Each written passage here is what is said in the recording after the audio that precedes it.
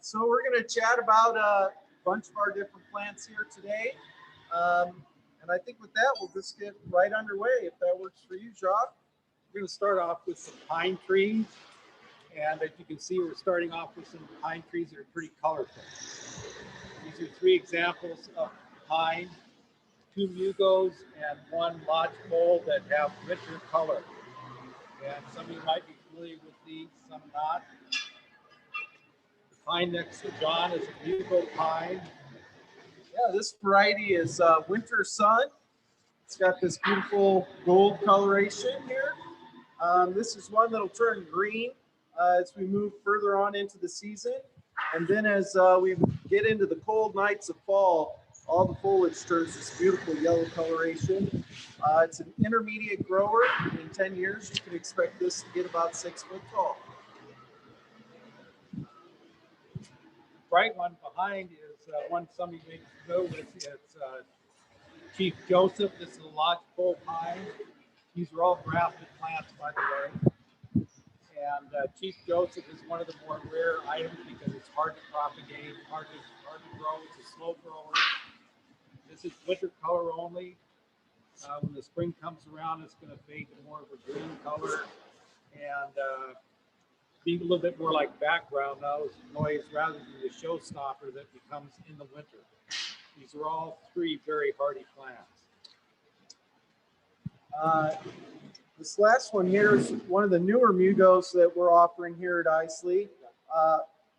This is Pinus mugo largi. I brought out Chief Joseph here just to show how bright both of these pines are here in winter. This is a pretty slow growing pine. You can expect it to grow a few inches a year. In 10 years, I think it's only going to be about a foot tall and a couple of feet wide. All right, and as always, these again are very hardy plants.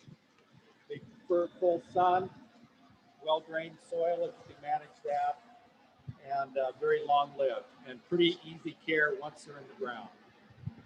We're going to restock here for just a second.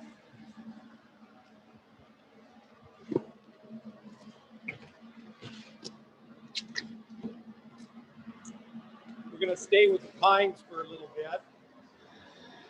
Talking about plants that are durable, useful, and all of these plants are suitable for the entire NNBA area. So that's what we're trying to highlight right now. So these are three mugo pine varieties here. Here we've got Slow Mound. This one's Valley Cushion, and then Pinus mugo Jacobson. Slow Mound here is definitely probably one of our most popular landscape mugo pines. It is part of our True Dwarf line. You'll always see that on our labeling here. I don't know if that picks up here. So this is a slow grower. In 10 years, you can expect this to be about 3 to 4 feet tall and about the same width. I really like Slow Mound. As you can see, it has this beautiful olive coloration here in the middle of winter. Some of the other flavors tend to get a little bit more peaked looking or showing a little bit of yellow to them. This has nice, rich olive coloration to it. Over here, we've got Jacobson. Can you share a little bit about that with us? So Jacobson, Valley Cushion and Slow Mound are both cutting grown. They're on their own roots. They're clonal varieties, so whether you have 1 or 10,000, they're all going to look the same. This is Pinus mugo Jacobson. It's a grafted plant. It is of all the pines we do. If you stretch your mind a little bit, it almost looks like it's trying to bonsai itself. You know what that culture is. The branching is distinct. It's open. As it ages, the interior needles will fall away. So you can see the branching structure as well. Individual branches. Nice color throughout the year. The buds are white. It's fairly slow growing. It's not a miniature plant, but it is a dwarf plant.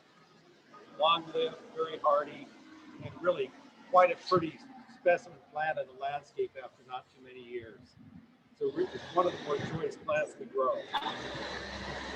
This last one in the middle here is Pinus mugo Valley Cushion. This is a fabulous ground cover pine. In 10 years, you can expect this to get about 2 to 3 foot tall, but spread to about 6 feet. Um, Very hardy, very durable. Once you get this in the landscape and it's established its root system, it definitely falls under a xeriscape type of plant that has very low water usage, which I know is important for a lot of folks during the winter months here in the Pacific Northwest and the south of California. One more thing about the true dwarf clones, whether it's slow mound mops, valley cushions, these plants have been selected for their reliable growth and development. So if you use them for a very low hedge along a walkway, a foundation planting, rock garden specimen on its own, but they're not going to become the big giant trees like seedling bugles will become, like Familio or something like that. They're going to stay very, very well mannered over the course of time. We'll do another restock here.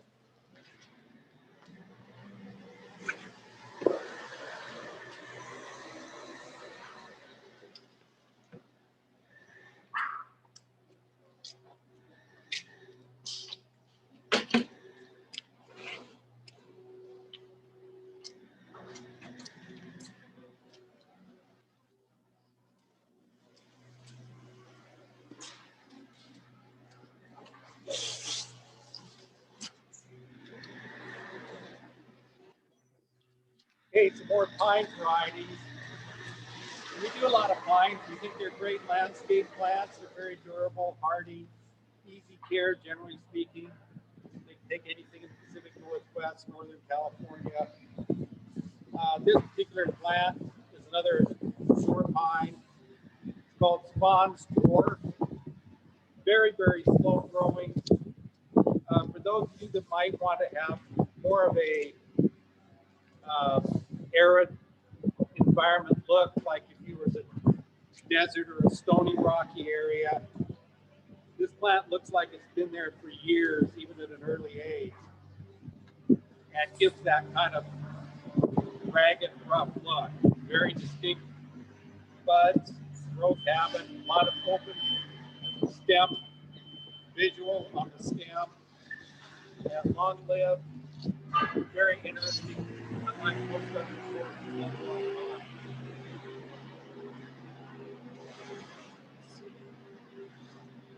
Here we've got a Korean pine. This variety is called Blue Ball. It's got a lovely blue bicolored needle to it. It's pretty much globose, but it has a little irregularity to it. It gives it a really beautiful texture to the plant. It's very slow growing. It only grows a few inches a year. In 10 years, you could expect this in the landscape to be about 2 foot tall. It's quite hardy. I believe this is zone 5. And just a beautiful new addition. I think we've been offering this one up for about 3 years here. Another beautiful blue variety we have here. This is Blue Angel, Japanese white pine. So Pinus parviflora, Blauer's Engel. Again, beautiful blue needles on this. One of the really nice attributes of Japanese white pines are the cones that they get on the tree that are held throughout the season. So you can see this is holding on to some beautiful cones on it here. This is a little bit faster growing. This is an intermediate sized tree. So in 10 years, you can expect this to be about 6 to 8 foot tall. So here's a pine that's not a pine, and many of you might be familiar with this. It's Japanese umbrella pine, Cyadopenes. And we call it a pine because it has the leaves are individual needle-like. Been around for a long time. This happens to be wintergreen. We also have one called Joe Cozy that's even more tight and columnar than this one is. Very durable plant. It will get to be a bigger tree over time once it gets well established. Drought tolerant, doesn't really seem to have any pest problems at all. This time of year it gets a little bit bronzy on the tips, but generally it's a nice robust green. Just really a carefree plant. The only thing that this plant doesn't like is to be planted in some heavy soils where it's going to be experiencing wet feet throughout the year. It won't like that at all. So when you plant this, it does need water, but it's pretty thrifty with it. So you can't kill it with cold, can't kill it with drought, and you can certainly ground it pretty easily. Here I've got one of the newer deodar cedars here at Iseli Nursery. I think we introduced this 2 years ago. This variety is called Gold Cascade. It's one of the prostrate varieties, so it's more of a ground cover type cedar. It's got this beautiful golden coloration to it. What's great about this variety, a lot of the golds tend to fry up in the sun, and this tends to handle the sun quite well. In fact, it's definitely one of those plants that needs to get at least a third or half the day of sun coverage so that it will color up. Otherwise, it'll kind of go to a chartreuse color. Beautiful ground cover cedar here.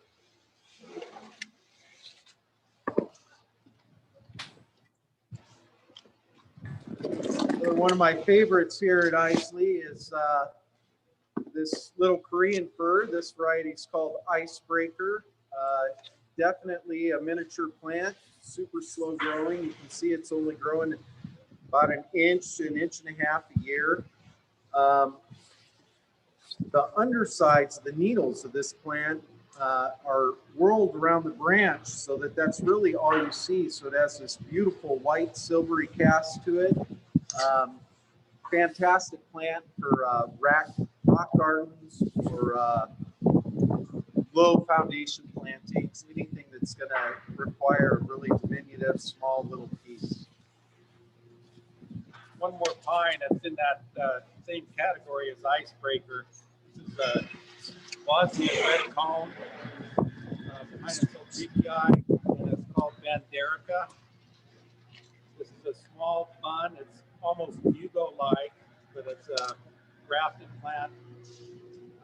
Nice, robust green, very apparent, distinct look to the texture of the needles, very individual clusters. Very nifty plant, really bulletproof, salt tolerant, drought tolerant. The salt tolerance is a Salt tolerance on all the Eldrichii or the Aussie red cone, salt tolerance is universal with them. Also very disease resistant. Doesn't do much combing, but this is great for a small rock garden, smaller landscape, container planting, things like that. Great plant.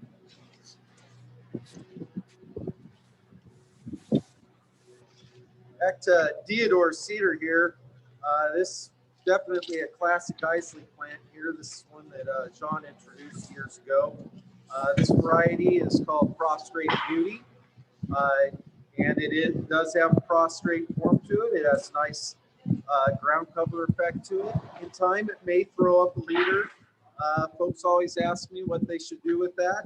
You know, if you want to have a low pyramidal look, you can certainly leave that leader in there, or you can quite simply just cut that out if it starts to shoot out there at any point of the year.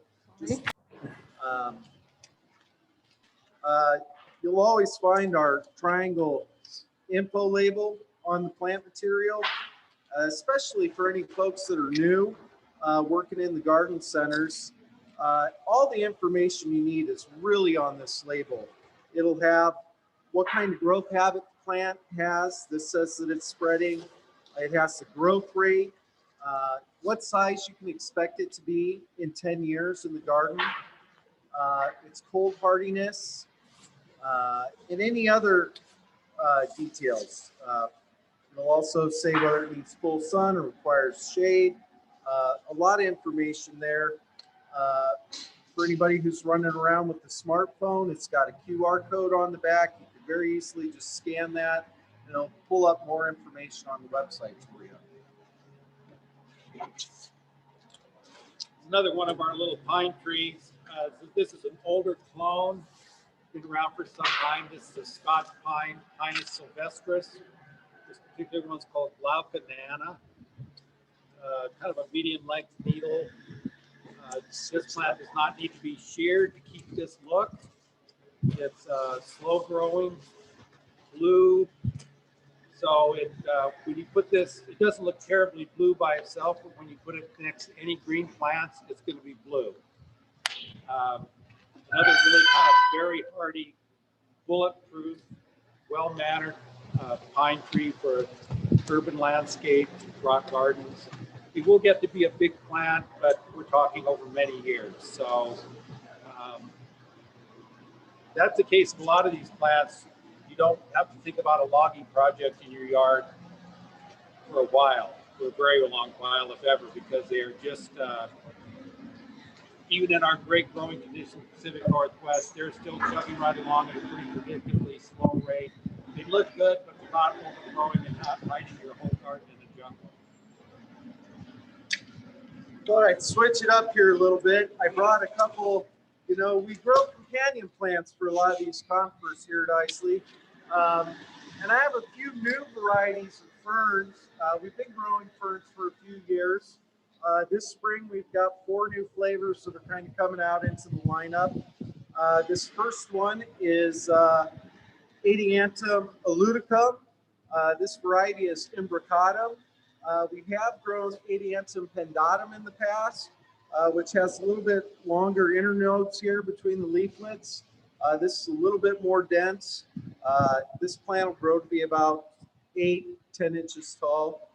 It has these beautiful black stems on them, which really partner nicely in the shade and containers with black mondograss that we've been growing for quite some time. So those are 2 great plants there. These other 3 new varieties are all soft shield ferns, Polysticum setiferums. Let's see, this first one, I really like this, is called Congestum, obviously because it's got this really dense foliage in it here. This is a pretty diminutive sized little fern. This only gets to be about 8 inches tall. This one is Plumoso densum. This is kind of an intermediate size. This gets to be about 1 foot and a half. It's got this beautiful soft foliage on it. And the last one is Herrenhausen here. This gets to be a little bit larger than these 2. Gets to be about 1 foot to 1 foot and a half. Lastly, we've been doing this cute little lineup of little bonsai starters for folks here. We've got a cute little cotoneaster that's been trained up as a little bit of a start for folks. And we have these just in simple little 5x7 scrambles.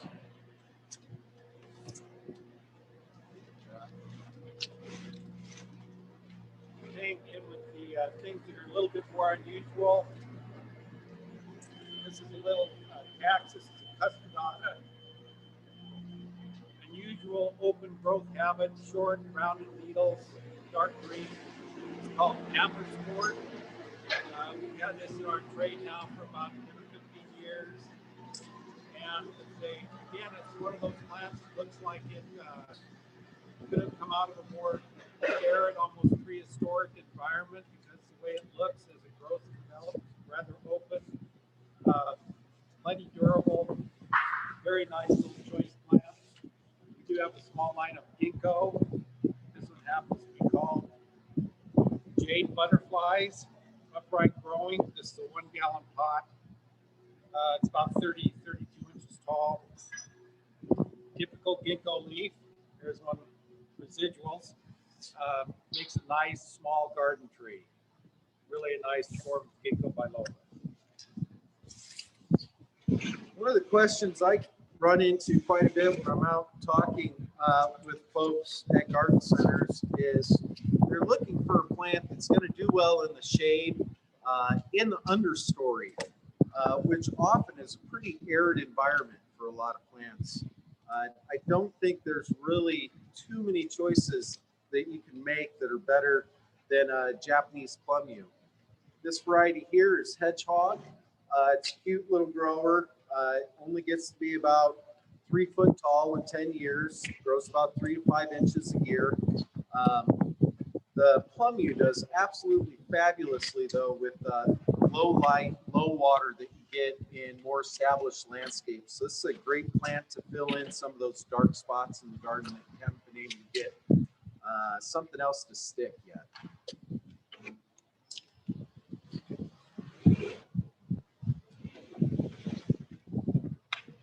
Two plants, both dwarf, low growing, slow growing. The first is, I can't remember what year we brought this Western red cedar to the trade. It's been some time now. It's called whipcord, Thuya placata whipcord.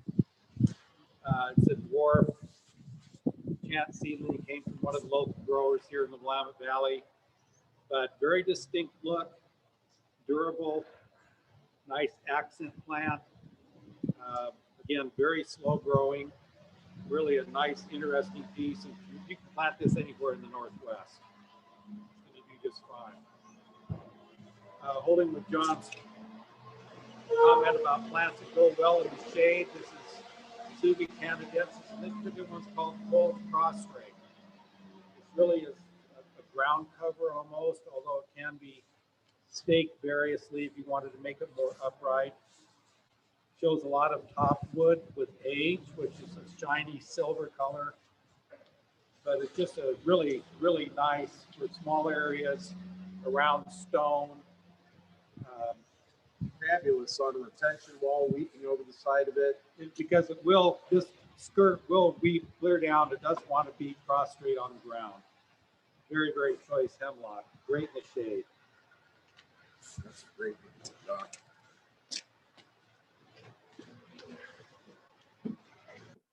My absolute favorites that we have in production here at Iseli. This cute little guy is Oriental spruce, Picea orientalis.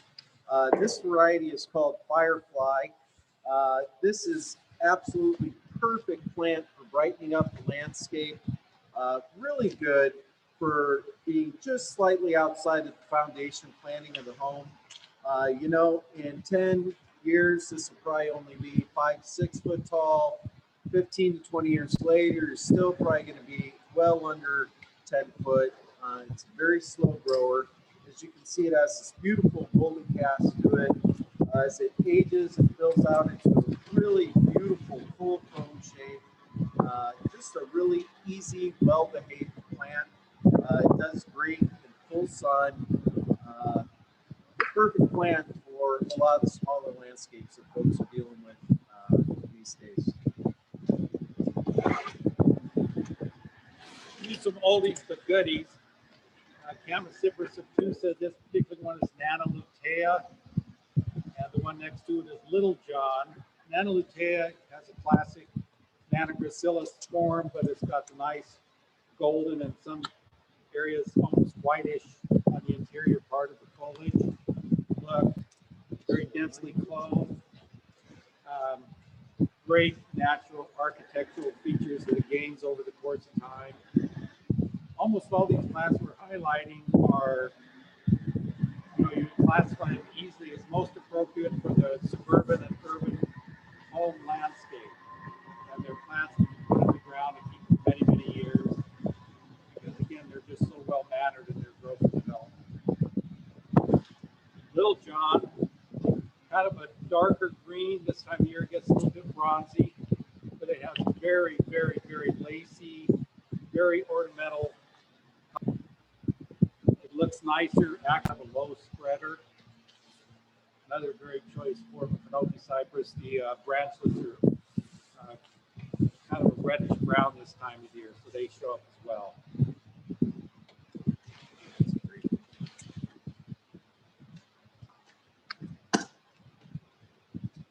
Got a beautiful fir variety in here. This Korean fir. This variety is called Silver Show.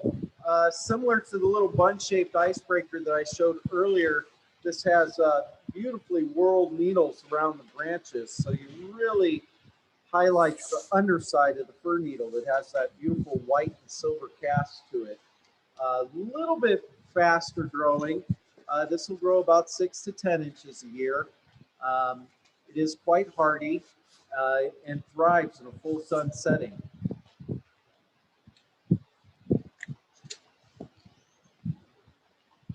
Got a couple beautiful little Camacypris and obtusa, little Hinoki varieties here. I'll start with this cute little guy here. This is golden fern spray Camacypris.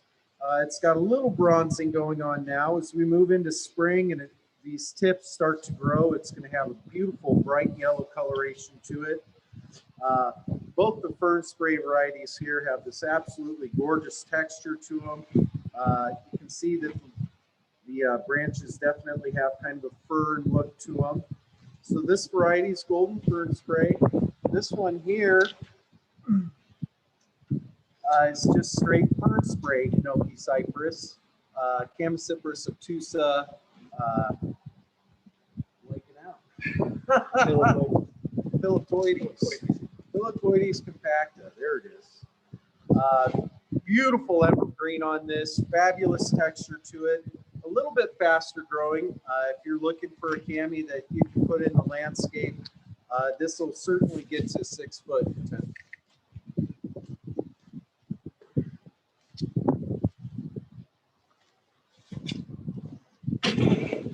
So color. We own the phrase 12 months of color. We have for many years. There's a reason, because we have lots of color. Here it is, the dead of winter, and we really haven't shown anything brown or stick-like except for the ginkgo, I think it was. Anyway, this is another pine. Lovely tree. It's a Macedonian pine, Pinus peuce. This is an upright growing tree. It's not terribly fast, but the nice thing about it is just strikingly blue in its color. Powder blue. It's got really a silver blue and blue tricolor, almost, or bicolor, almost tricolor needle on it. It strictly upright, but you get this out in the landscape, and this will rival blue spruce easily in the color of blue that it shows. Great color in the sunlight, very, very hardy. Just really a nice, well-mannered pine tree.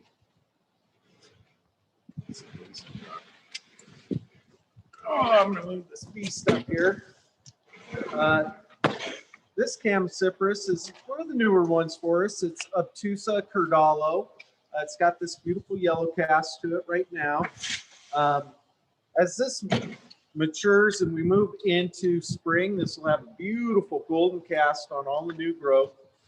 One of the things that I really love about Cordalo is that it tends to take the sun pretty well. Some of the golden Hinokis have a tendency to scorch up if they're in too much sun. And this is definitely a variety that takes the sun very well. This is in a 6 gallon, so it's got a pretty good size to it. In 10 years, you can expect this to get to be about 4 to 5 feet tall.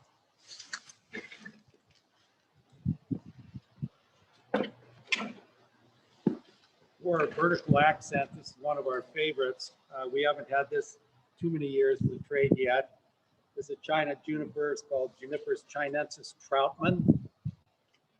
It's a strict upright grower, blue, puts on lots of cones, got a nice reddish peeling bark on it. If you're familiar with Italian cypress, this is a very hardy version of what architecture you can expect from an Italian cypress. Break time. I'm trying not to compete with that. So on the west side of the Cascades, in the ground, this plant, as it grows and ages, will get a little fluffier, a little fatter. East of the Cascades in the cold areas, and this will take all kinds of cold, it stays very tight and strictly growing. Shorter growth length every year, but it'll get tall, but stay narrow. Lots of height, small footprint, and this nice blue color, very sturdy, very durable. It'll take a snow load, no problem. It's just a great vertical accent of a plant for in close quarters or in containers. Another great thing about this is all the gin blossoms that you'll see on here. I oftentimes get asked about that in garden centers, folks that are looking for juniper that has a lot of berries on it, and you'll see that this is just loaded up with them. they really cover with it. Nice, another nice part of the ornamentation. Very, very good plant.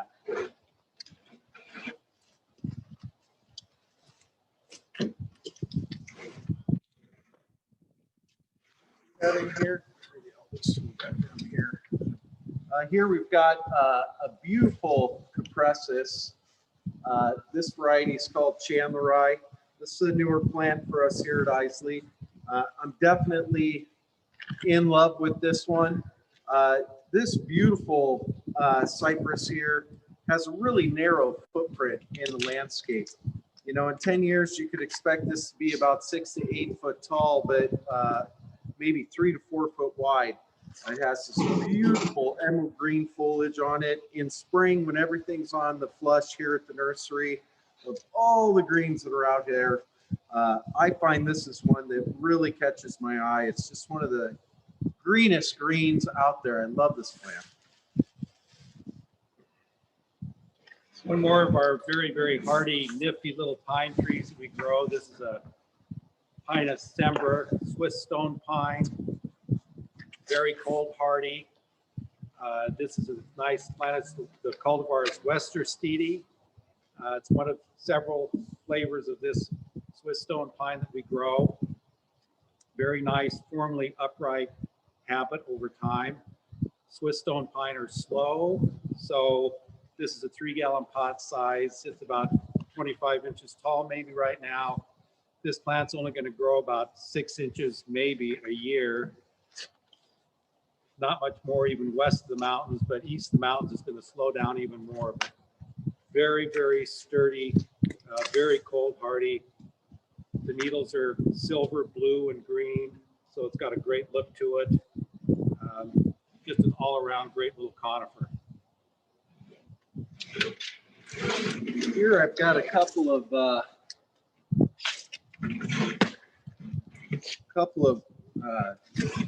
dwarf Japanese yews here. This one here is a golden dwarf. This is Taxus cuspidata nano arrescens. You can see it's got this beautiful gold foliage on it. It's a little bronzy now that it's winter, but as we move into the warmer months here in spring, this is going to flush and have this beautiful gold coloration to it. Some of the older foliage kind of has a bicolor on these little needles where it's got yellow on the edges. Great plant for the shade. Another one of the slow growers. This only grows to be about 2 foot tall, and it will spread out more in the landscape. You can expect this with time to spread to about 6 to 8 feet, but have a nice low stance in the landscape. This one is just a little, oh, it's the same thing. Who knew? Who knew?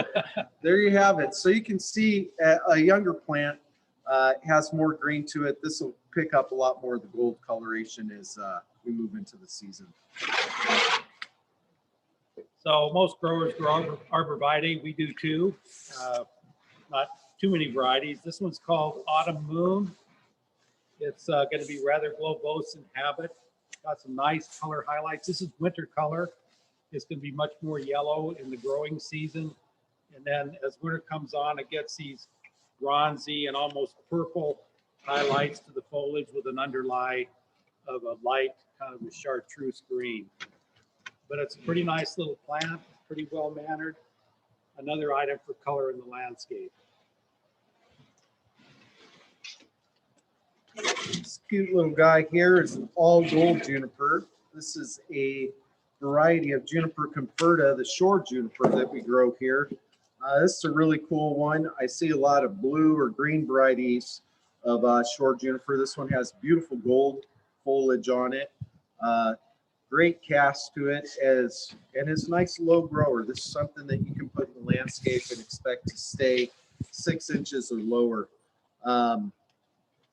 Being shore juniper, it also holds up well to salt and some of the spray that some of the coastal folks may be encountering in the west end of the sound to the northwest here. Another great little hemlock here. This is a Japanese hemlock.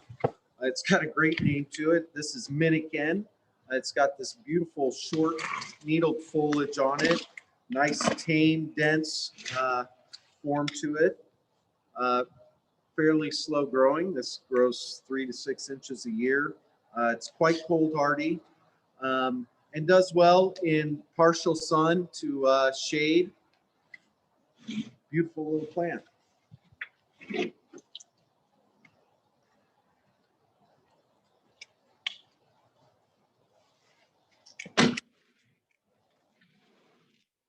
Christmas tree type, but it's not. This Piscea AB's Sherwood Compact.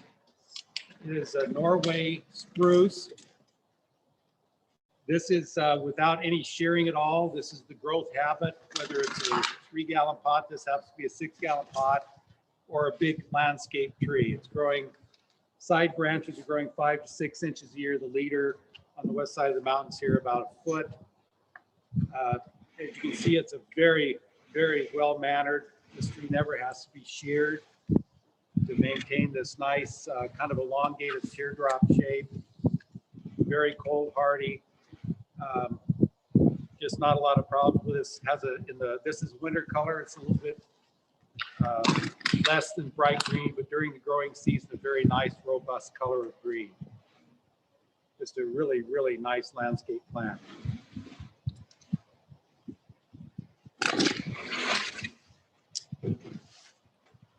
Got another one of the Chamaecyparis obtusa varieties here. This one's called Sunny Swirl. It's got this beautiful gold foliage tips on it. It's got a really kind of irregular moving growth habit to it. I love this one for texture in the landscape. You can see it has little teeny coxcombs on the ends of some of the branches. So there's a ton of texture, a lot of great color. This is one of the intermediate sized Pinoki cypress. This one will get to be about 6 to 8 foot tall in the landscape after 10 years.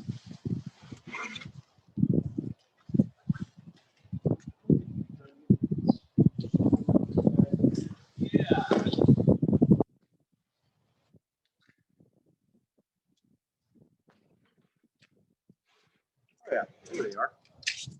All yet weeping.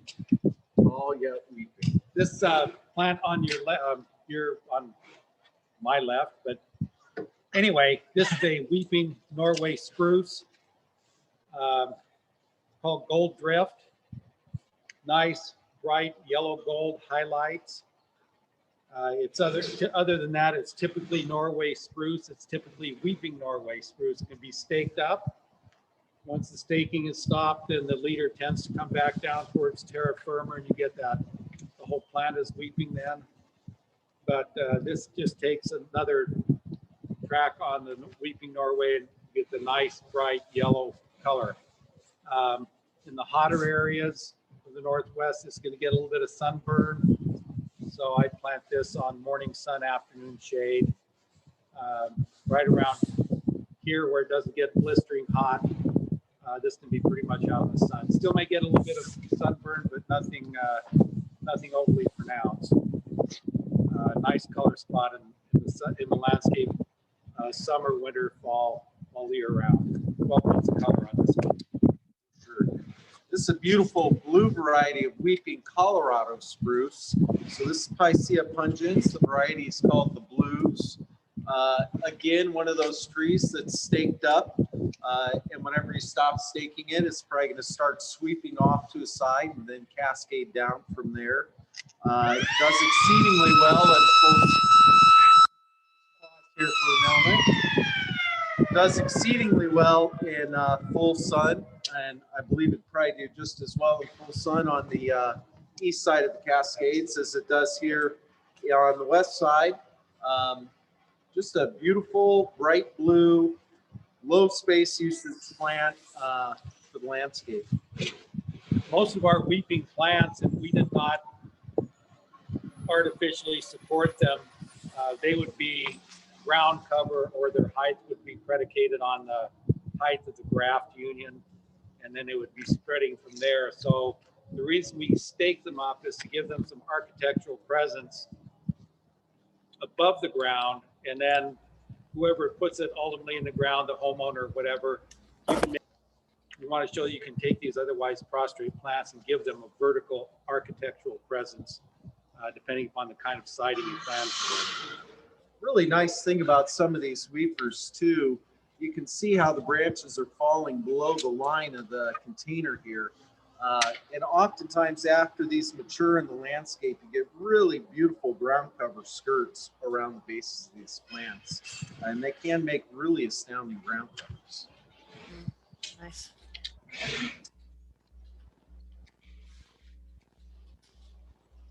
Got this one. Not even going to try to get this one up on top. Cashmere cypress, Cupressus cashmeriana, has this beautiful soft sea green and silvery foliage to it. It's a weeper. This is definitely a tree that you would put into the landscape. I've had a lot of folks asking about weeping Alaskans. They're pretty tight in the trade right now. It definitely would suggest maybe looking into Cupressus cashmeriana as a substitute for it. Really striking, beautiful silvery foliage to it. Definitely one that I love in the landscape, and is a tree that's going to shoot up if you're looking for something that's going to grow a little bit on the faster side. Keep going back to the color because we are all about color with our conifers, our 12 months of colorful conifers. This is another pine. It's a dense Florida cultivar called Golden Ghost. And as you can see, it's a variegated leaf, bright yellow gold against green, and that variegation is scattered up and down the needle. This will get to be a larger open tree, but the color is pronounced all year round, very hardy. I used to travel to East Coast for Iseli Nursery, and amazingly enough with this plant, it is yellow and green here on the eastern seaboard where I used to travel. In a high humidity, high heat summers, the yellow variegation goes almost white. So you have a green and white needle. It's an unusual response to environment, but just another interesting point about it. But a great color spot. Again, I guess to be a larger tree in the landscape. At this point, I think we've run through most of the plants we're going to talk about today.